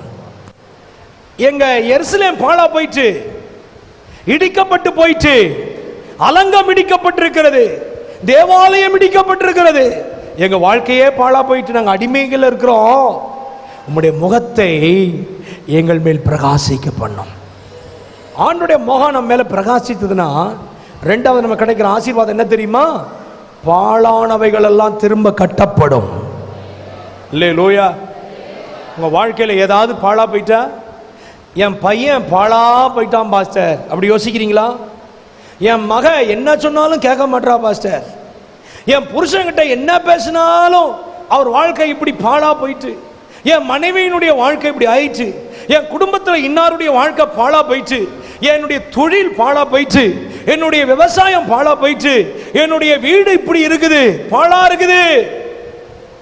ஆண்டவர்கிட்ட ஜெபம் பண்ணு, ஆண்டவரே உம்முடைய முகத்தை எங்கள் மேல் பிரகாசிக்க பண்ணும். தானியேல் அதான் ஜெபம் பண்றார், உம்முடைய முகத்தை எங்கள் மேல் பிரகாசிக்க பண்ணும். அப்ப என்ன நடக்கும் தெரியுமா? பாழான எருசலேம் கட்டப்படும், அலங்கம் கட்டப்படும், ஜனங்கள் திரும்ப கட்டப்படுவார்கள். இஸ்ரவேல் ஜனங்களை கர்த்தர் பாபிலோனிலிருந்து விடுதலையாக்கி கொண்டு வருவார். அல்லேலூயா. இந்த காலவெளியில கர்த்தர் உங்களை பார்த்து சொல்கிறார், இந்த 66வது கன்வென்ஷன் இந்த கடைசி நாளிலே கர்த்தர் நம் ஒவ்வொருவரையும் பார்த்து சொல்லுகிற காரியம், கர்த்தர் தம்முடைய முகத்தை உங்கள் மேல் பிரகாசிக்க பண்ணுவார், உங்கள் குடும்பத்தின் மேல் பிரகாசிக்க பண்ணுவார், பாழானவைகள் திரும்ப கட்டப்படும். அல்லேலூயா. பேதுரு இயேசுவோடே கூட இருந்தான், ஆனால் இயேசுவை மறுதலிச்சிட்டான். அவனுடைய வாழ்க்கை பாழா போயிருக்கணும். யூதாசினுடைய வாழ்க்கை எப்படி பாழா போயிட்டோ அப்படி பேதுருடைய வாழ்க்கையும் பாழா போயிருக்கணும். ஆனா என்ன நடந்தது தெரியுமா? அவன் மறுதலிச்சிட்டு அந்த இடத்துல நிக்கிறான். இயேசுவை அந்த வழியா கூட்டிட்டு போறாங்க. நீங்கள் லூக்கா எழுதின சுவிசேஷம் 22ஆம் அதிகாரம் 60ஆம் 61ஆம் வசனத்தை நீங்க வீட்டில் போய் வாசிக்க நேரம் கிடையாது. அங்க அந்த வழியா இயேசு போறாரு. இயேசு பேதுருவை திரும்பி பார்த்தார். என்ன செஞ்சாரா? இயேசுவனை பார்த்தார் பாருங்க. பேதுரு இயேசுவின் முகத்தை பார்த்தான் பாருங்க. திரும்ப வாழ்க்கை கட்டப்பட்டது. ஆனா யூதாசுக்கோ அந்த பாக்கியம் கிடைக்கல. யூதாஸ் வேதனைப்பட்டான், குற்றமில்லா ரத்தத்தை காட்டி கொடுத்தனேன்னு சொன்னான். ஆனா மத்திய 27ஆம் அதிகாரம் 3ஆம் வசனத்துல பிரதான ஆசாரிட்ட போறானே ஒழிய இயேசுநாதர்ட்ட வரல. இயேசுநாதர்ட்ட வந்து அவருடைய முகத்தை பார்த்து என்னை மன்னிச்சிருங்க, நான் தப்பு பண்ணிட்டேன்னு சொன்னா கண்டிப்பா இயேசு யூதாசியை மன்னிச்சு ஒருவரையும் புறம்பே தள்ளாதவர் அவனை தூக்கி எடுத்திருப்பார். பேதுருவையே தூக்கிட்டார்ல, யூதாசை விட்டுருவாரா? விட மாட்டார். அவன் பிராண சிநேகிதன். ஆனா என்னன்னா, இவன் இயேசுநாதரை வந்து பார்க்காம பிரதான ஆசாரியர்கிட்ட போய் காசை தூக்கி எரிஞ்சி, எனக்கு இந்த காசு வேணாம், ஒண்ணு வேணாம், ஐயோ குற்றமில்லா ரத்தத்தை காட்டி கொடுத்துட்டேன்னு வேதனைப்பட்டு நான்று கொண்டு செத்தே போனானே ஒழிய இயேசுநாதருடைய முகத்தை வந்து பார்க்கல. அவன் வாழ்க்கை கட்டப்படலை. இன்னைக்கு ஒன்று நல்லா தெரிஞ்சுக்கோங்க, நம்ம வாழ்க்கை எப்படி போனாலும் ஆண்டவருடைய முகத்தை பார்த்துடணும். ஆண்டவரே காலில் விழுந்துடணும். ஆண்டவர் எவ்வளவு பாலா போனாலும் திரும்பி தூக்கிடுவார். நேபுகாத் நேச்சாருடைய வாழ்க்கை அப்படிதான்.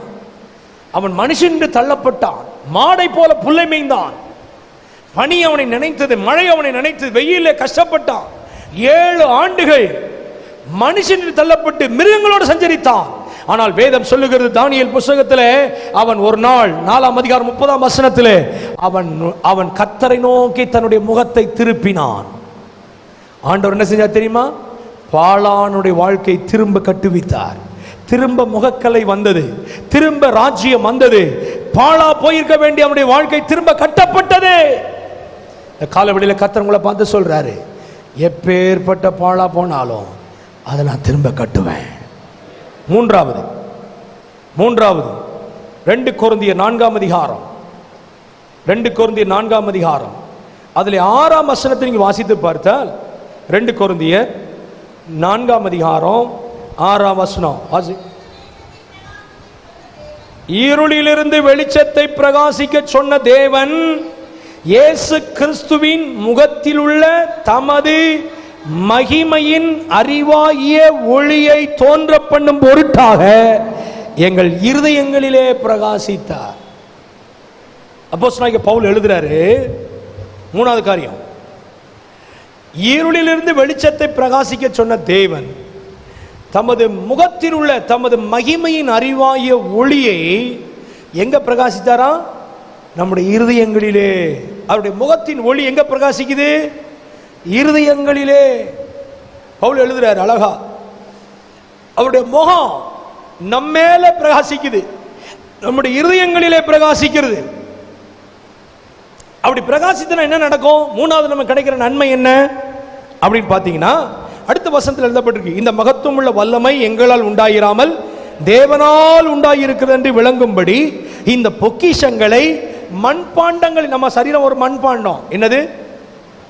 இது டொப்புன்னு போட்டோம் உடஞ்சிரும். ஏதாவது ஒன்று சொல்லி பாருங்க, அவ்வளோதான், சர்ச்சைக்கு வரமாட்டேன், என்ன பாஸ்ட் என்னை பற்றி இப்படி பேசிட்டாருன்னு கம்முன்னு வீட்டில் இருந்துருவோம். இல்லை, இது ஒரு மண்பாண்டம். கணவர் சொல்லிவிட்டாருன்னு கணவர்கிட்ட பேசுறது கிடையாது, மனைவி தான் சொல்லிவிட்டார் மனைவிட்ட பேசுறது கிடையாது, பிள்ளைகள்கிட்ட பேசுறது கிடையாது. இப்படி மண்பாண்டம் டப்புன்னு போட்டா உடஞ்சிரும். அதெல்லாம் சொல்ற பவுல், இந்த முகத்தின் அந்த ஒளி இந்த மண்பாண்டங்களிலே பிரகாசிக்கிறது.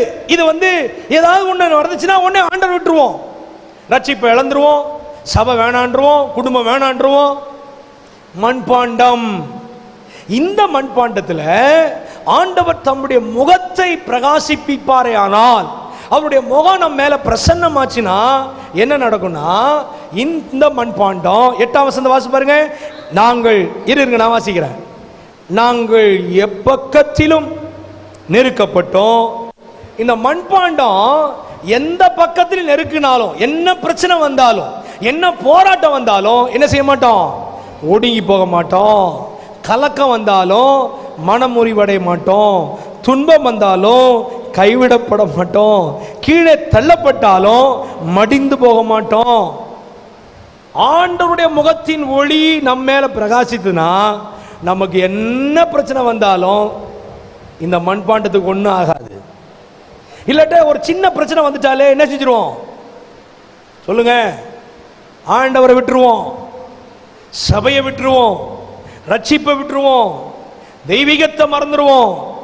இந்த மண்பாண்டமாகி இந்த சரீரத்தில் ஆண்டவர் தம்முடைய முகத்தை பிரகாசிப்பிக்கிறார்.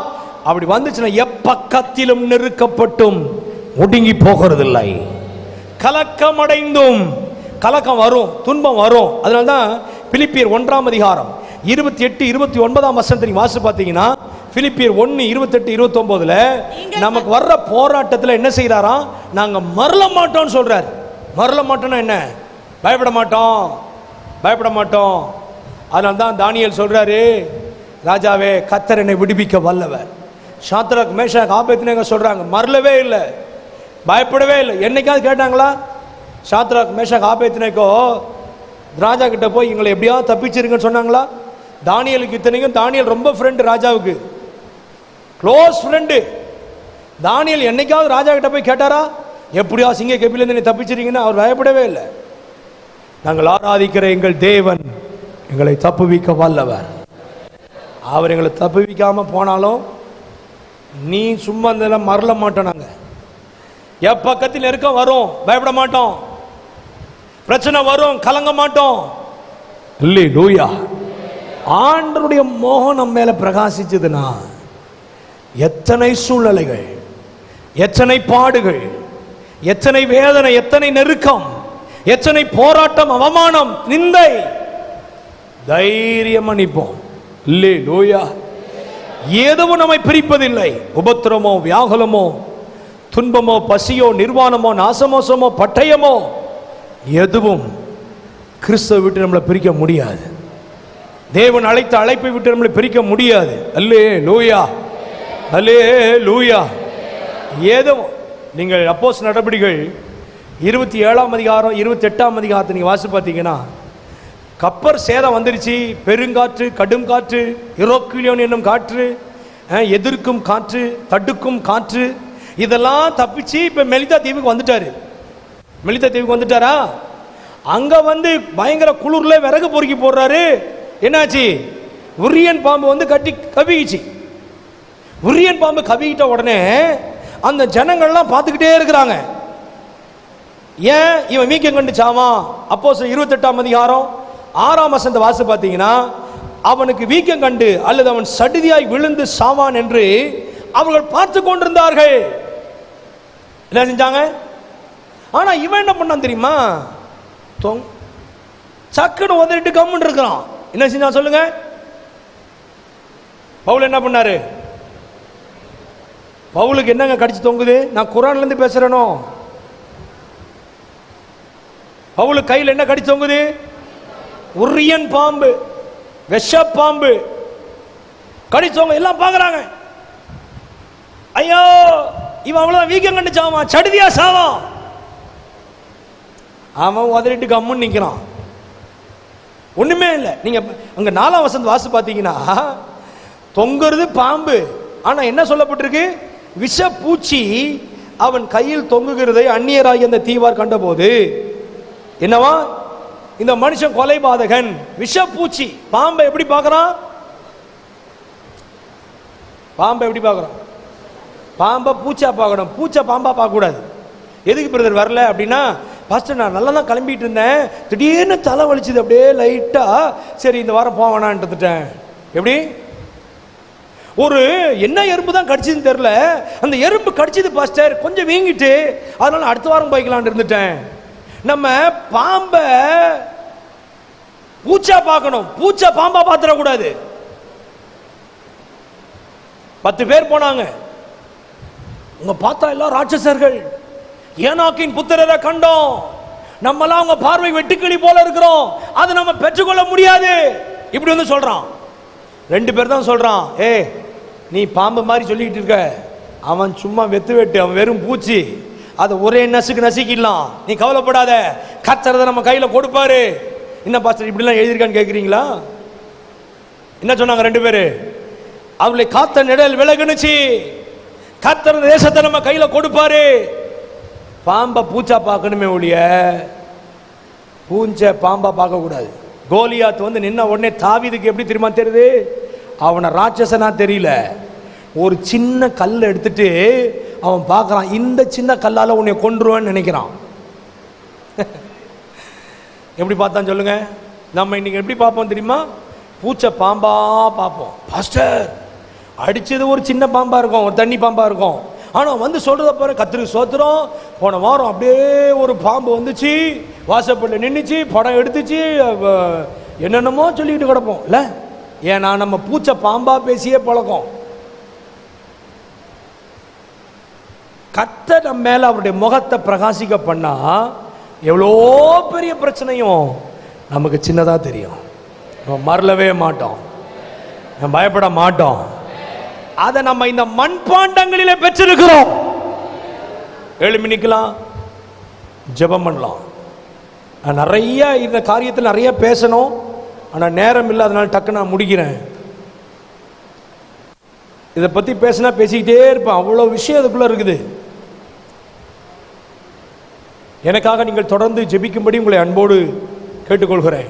உங்களுடைய ஜெபங்களை என்னையும் நினச்சிக்கோங்க, எனக்காக ஜெபிங்க. உங்களுடைய ஜெபம் எனக்கு தேவை.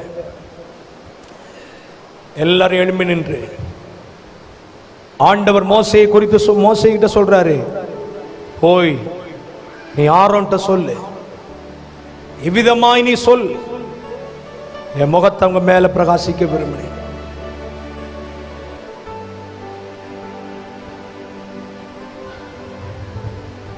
என் முகத்தை உங்க மேல பிரகாசிக்கணும். கர்த்தர் தம்முடைய முகத்தை உங்கள் மேல் பிரகாசிக்க பண்ணி உங்கள் மேல் கிருபையா இருக்க கடவர். கர்த்தர் தம்முடைய முகத்தை உங்கள் மேல் பிரசன்னமாக்கி உங்களுக்கு சமாதான கட்டளை இட கடவர். இந்த கன்வென்ஷன் இறுதி நாட்களிலே எழும்பி நிற்கிற உங்கள் ஒவ்வொரு மேலையும் கர்த்தர் தம்முடைய முகத்தை பிரசன்னமாக்குவாராக. எழும்பி நிற்கிற ஒவ்வொரு மேலையும் ஆண்டவர்கிட்ட கேளுங்க, ஆண்டவரே உம்முடைய முகத்தை எங்கள் மேல் பிரகாசிக்க பண்ணும்.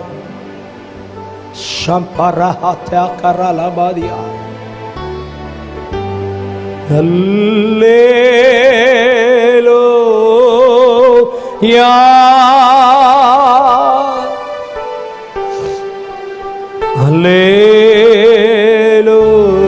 அல்லேலூயா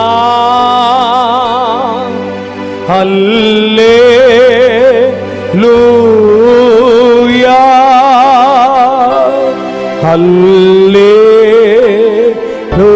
அல்லேலூயா.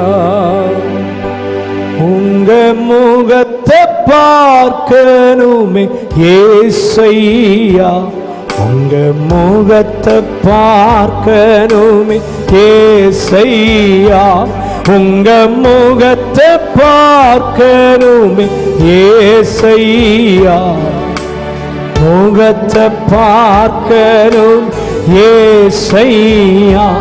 அல்லேலூயா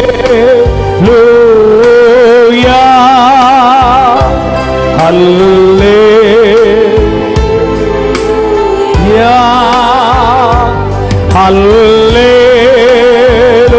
அல்லேலூயா. சத்தத்தை உயர்த்தி பாடுங்க. எங்கள் பாடுகள் வேதனை மறைந்து விடும், எங்கள் துயரங்கள் கலக்கங்கள் மாறிவிடும். எங்கள் பாடுகள் வேதனை மறைந்து விடும், எங்கள் துயரங்கள் கலக்கங்கள் மாறிவிடும். உங்க முகத்தை பார்க்கணும் ஏசையா, உங்க முகத்தை பார்க்கணும் ஏசையா, உங்க முகத்தை பார்க்கணும் ஏசையா. ஓரி அந்தர நமசே சையா அல்லேலூயா. கைகளை உயர்த்தி அல்லேலூயா.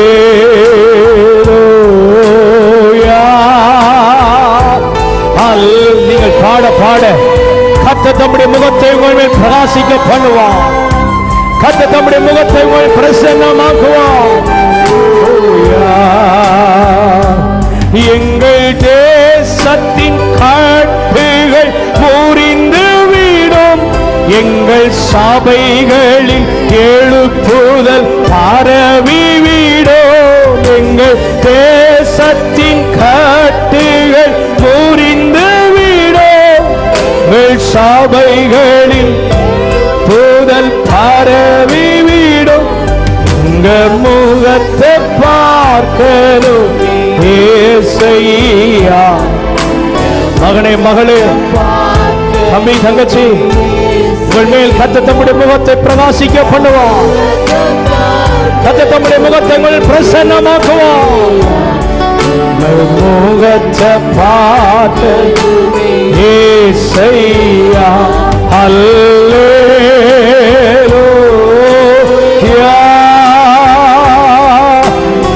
ஓ ரபா கமலா ரபாஷே இரமா அல்லேலூயா. ரிகதரமன சந்தரமணி அந்தரபா இக்கபரகதனாரி அந்தரபா யா அல்லேலூயா.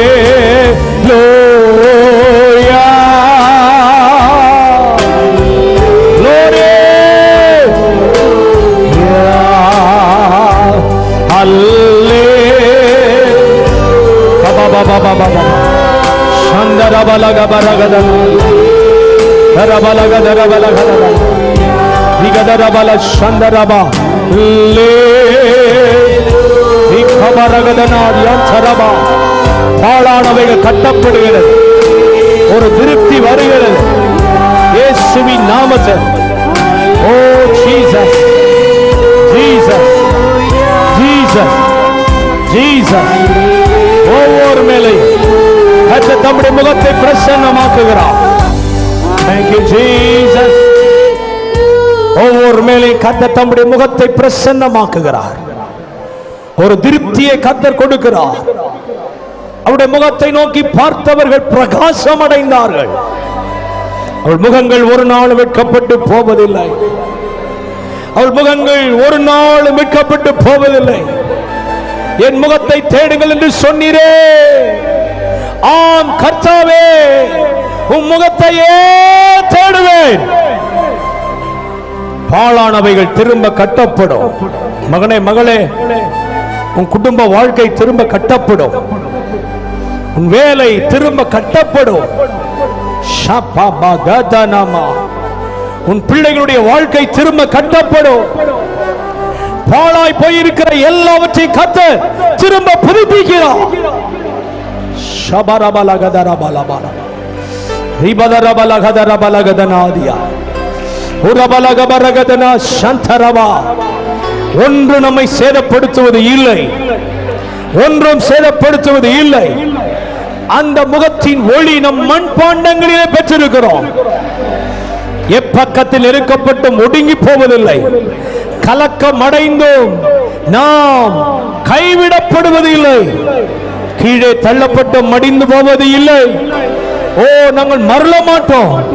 கர்த்தர் தம்முடைய முகத்தின் ஒளியை இந்த மண்பாண்டங்களின் இருதயங்களிலே வீச பண்ணுகிறார். இருதயங்களே வீச பண்ணுகிறார். Thank you Jesus. Thank you Jesus. கர்த்தர் தம்முடைய முகத்தை உங்கள் மேல் பிரகாசிக்க பண்ணி உங்கள் மேல் கிருபையாக இருக்க கடவர். கர்த்தர் தம்முடைய முகத்தை உங்கள் மேல் பிரசன்னமாக்கி ஒரு சமாதானம் கட்டளையிட கடவர். ஆண்டவர் உங்களை ஆசீர்வதிப்பார்.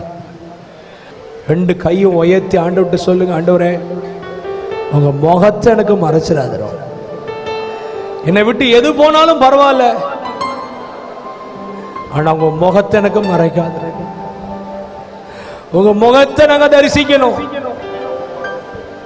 உங்க முகத்தை எங்கள் மேல் பிரகாசிக்க பண்ணும். இந்த பிள்ளைகளை ஆசீர்வதியும் ஆண்டவர்.